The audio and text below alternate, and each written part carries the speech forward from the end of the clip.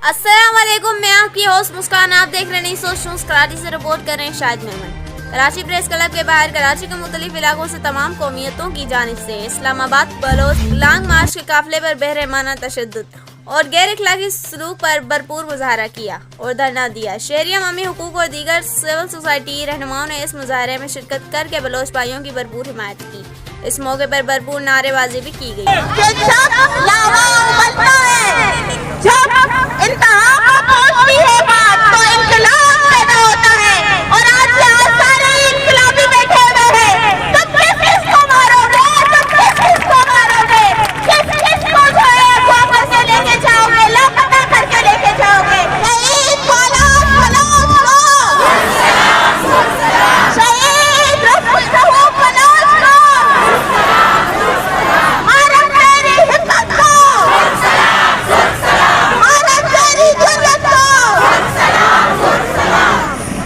रियासत में जितना जुल्म बलोच कौम ने बर्दाश्त किया है, इस मुल्क में या इस दुनिया में शायद ही कोई ऐसी कौम हो जिसके ऊपर इतनी ज्यादती की गई है।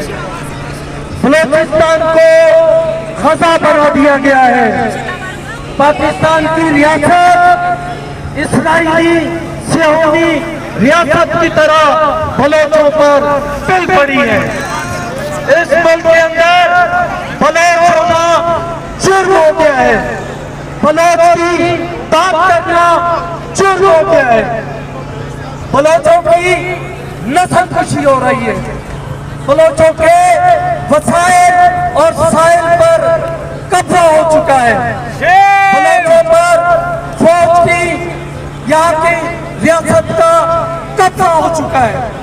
इसके बावजूद बलोच आज भी तकरीबन 24 घंटे का इस सर्दी में फासला तय करके इस्लामाबाद में उन्होंने इंसाफ के दरवाजों को खटखटाया है।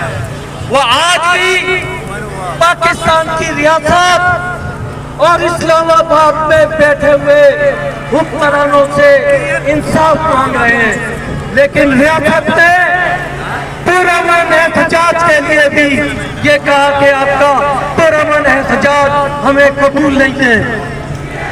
जब लोगों को आप पुरअमन एहतजाज से रोकते हैं तो फिर रियासतों के जुग्राफिये चेंज हो जाते हैं।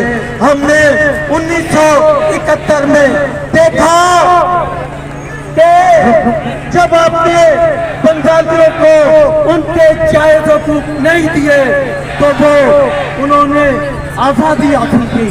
आप लोगों को, शहरियों को ऐसा रास्ता इख्तियार करने पे मजबूर न करें। इस वीडियो को लाइक करें, हमारे चैनल को सब्सक्राइब करें और बेल आइकन जरूर प्रेस करें हमारी न्यू वीडियो सबसे पहले देखने के लिए।